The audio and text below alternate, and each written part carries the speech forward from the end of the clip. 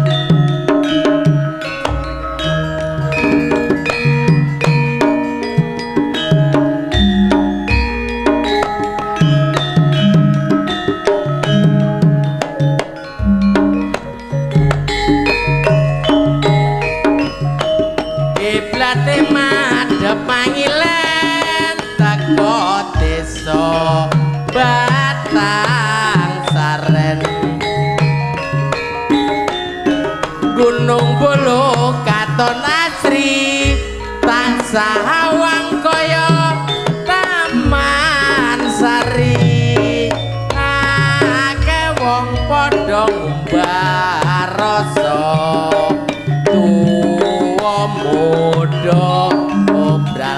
asmara obral janji-janjine janji palsu obral janji nganti lali anak putu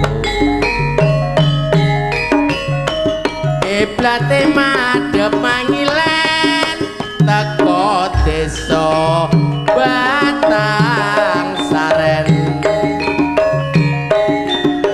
Gunung Bulu Katon Asri tansah wangkaya Taman Sari akeh wong padha ngumbar rasa tuwa muda obral asmara obral janjine janji palsu obral janji nganti lali anak putu kelingo marang janjimu wong ayu nyedrahane saiki jur lali rusake awakku iki amarga mikir wong sing tak tresnani rasane lara dadaku wong ayu kowe lunga ora pamit aku saiki ada dunungmu wong kacuku ning tandha katresnanku kacuku ning dadi bebeling nalika biyen kowe isih sanding rono mrene isih tak gawa rapi-pisan atian mong sedilo aget gendang baliyong wong ayu selakangan ketemu sliramu acuku ning kajan nunggu baliyo wong ayu kumpul karo aku Aigih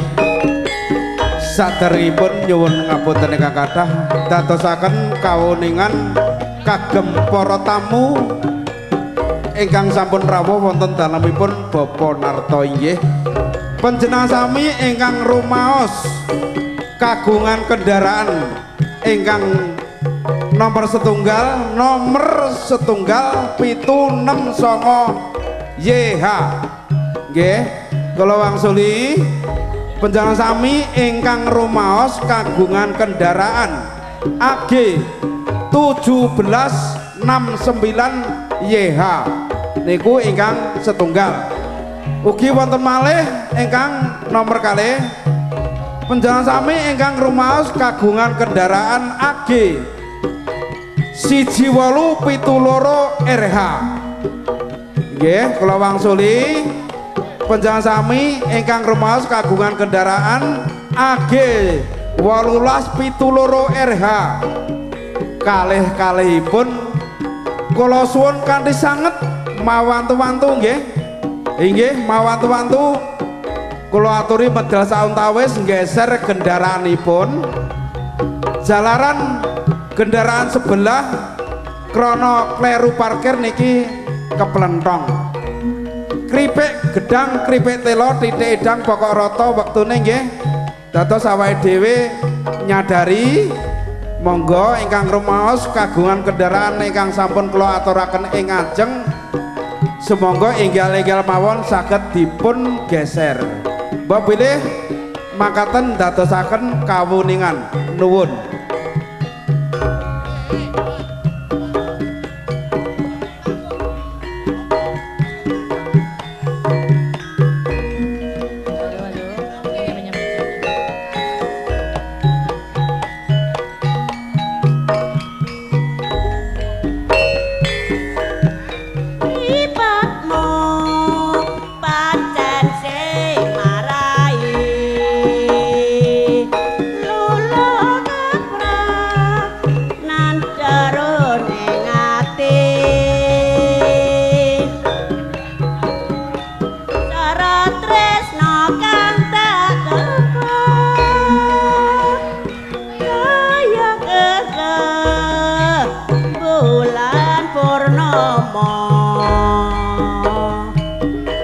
beri